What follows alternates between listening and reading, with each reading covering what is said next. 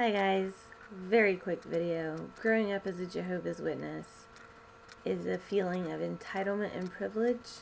It's a feeling of being blessed.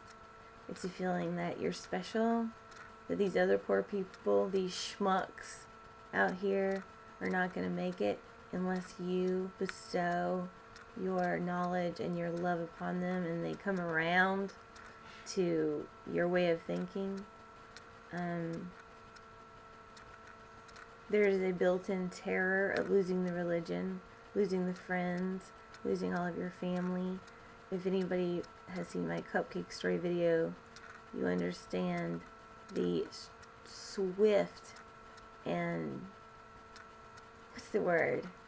very harsh punishment that comes from breaking a serious rule, like eating a cupcake at a birthday party at school.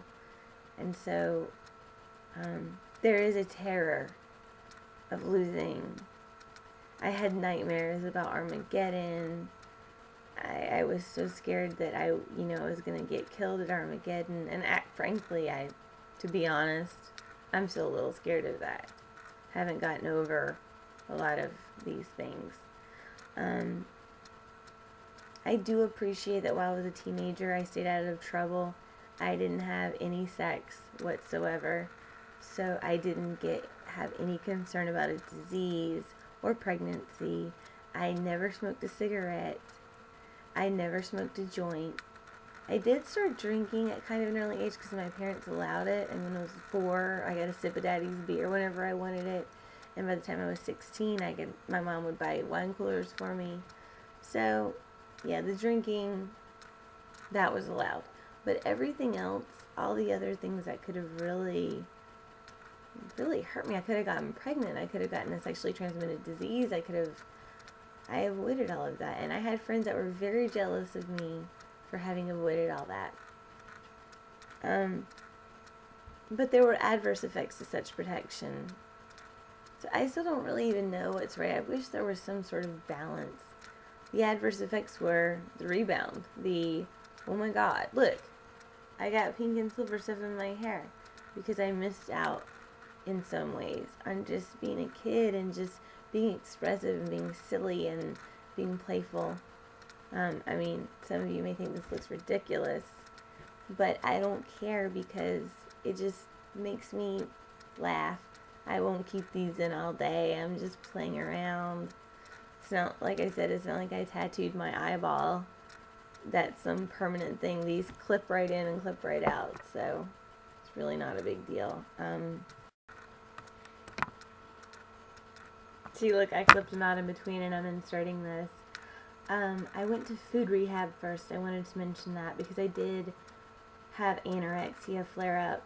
I'd had it since I was 11. That's a whole nother story. But I went to food rehab at Remuda Ranch in Phoenix, Arizona, and I highly recommend Remuda Ranch for anyone who has an eating disorder, whether it's anorexia or bulimia. Those people are brilliant. They use cognitive behavioral therapy. They are great. So I just had to insert that. And I'm getting ready to talk a little bit about AA rehab. And I didn't feel the same way about that. Thanks.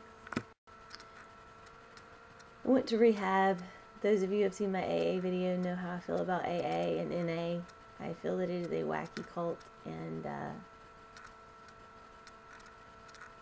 it was a traumatic experience, except that I made some really good friends, and I was sober for 30 days, which I needed because I had resorted to vodka as a way to cope with the misery of losing my 20-year marriage and losing my religion, like the REM song says, and losing all of my friends, and losing what I considered to be my entire life.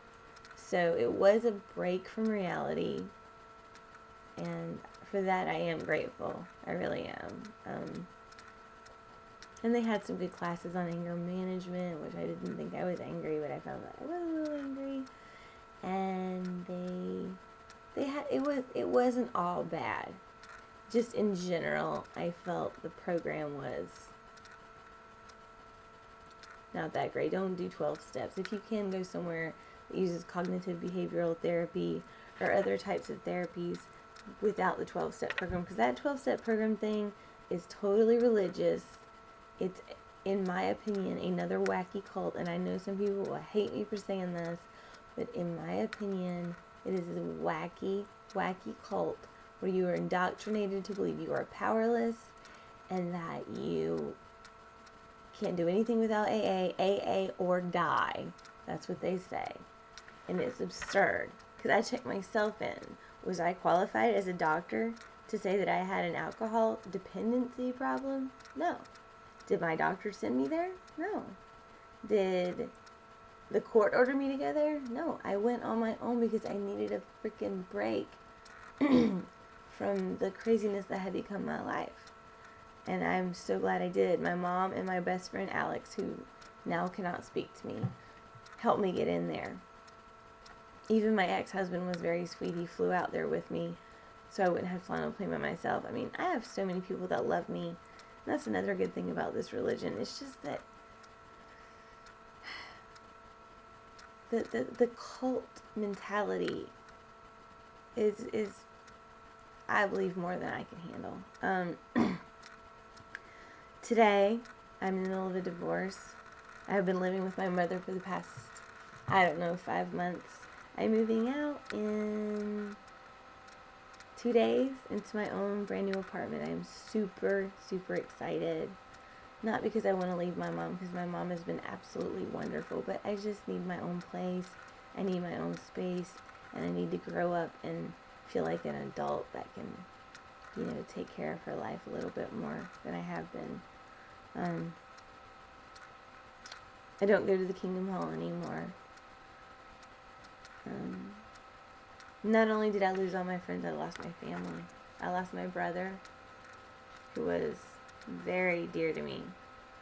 I lost my dad, with whom I had a rocky relationship anyway, but he's my dad, and I still wanted to be close to him, but he feels very justified now in cutting me off, because he feels that I have a bad attitude because I'm not groveling and screaming and crying to come back. I'm taking my time. I'm thinking about this. I'm going to work on a project to determine whether or not I think. And I greatly appreciate all of your videos. They are wonderful. Dan Mara, St. Berthold, Propaganda Techniques is a fantastic one. And there's so many good ones out there. I'm sorry I can't think of them all right now. But those videos are helping me a lot. And so I just want you guys to know that I have a lot of love for all of you and everything that anyone else that's gone through anything similar, whether it's Scientology or Mormons or Moonies or Jehovah's Witnesses, anybody that's been in a cult.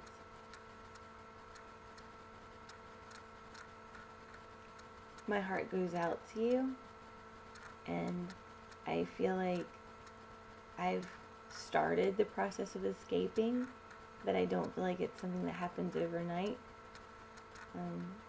So I'm going to stop here now. Thank you very much for listening and for caring, and I welcome your comments, positive or negative, and I'll be watching your videos as well. Thank you.